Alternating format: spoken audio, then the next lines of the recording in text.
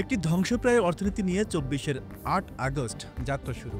সেই থেকে একের পর এক আন্দোলন, সহিংসতা মোকাবেলা, দেশ ও দেশের বাইরে যাবতীয় চাপ ষড়যন্ত্র সামলিয়ে দেশের অর্থনীতিকে ঠিকই এগিয়ে নিচ্ছে প্রফেসর ড. মোহাম্মদ ইউনূসের নেতৃত্বাধীন অন্তর্বর্তী সরকার।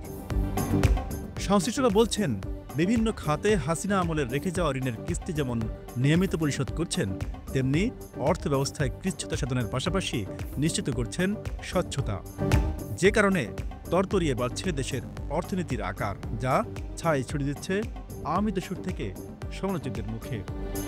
মঙ্গলবার ঢাকা থেকে প্রকাশিত বিভিন্ন দৈনিকগুলোর খবর বলছে, অর্থনীতিতে সুবাতাস বইছে, যা কমিয়ে দেবে রাজনৈতিক উত্তাপ। কেননা ইউনূস সরকারের যারা সমালোচক, তাদের হাতে আর কার্ডই থাকছে না। বাংলাদেশ পরিসংখ্যান ব্যুরো তথ্য বলছে, ধারাবাহিকভাবে কমিয়ে চলেছে সার্বিক মূল্যস্ফীতি। এরই ধারাবাহিকতায় চলতি বছরের জুন মাসে সাধারণ মূল্যস্ফীতির হার কমে দাঁড়িয়েছে ৮.৪৮%, যা প্রায় ৩ বছরের মধ্যে সর্বনিম্ন। এছাড়া মূল্যস্ফীতি কমেছে খাদ্য খাতেও। ২০২২ সালের তুলনায় সেখানে কমেছে ০.৯%। এদিকে ২০২৪-২৫ অর্থবছরের তৃতীয় প্রান্তিকে দেশের মোট দেশজ উৎপাদন বা জিডিপির প্রবৃদ্ধি দাঁড়িয়েছে ৪.৮৬%।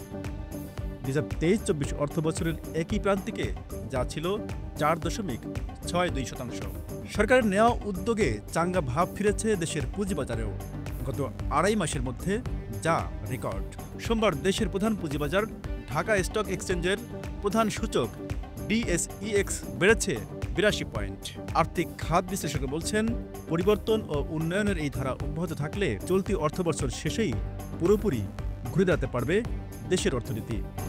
Z news, Dhaka.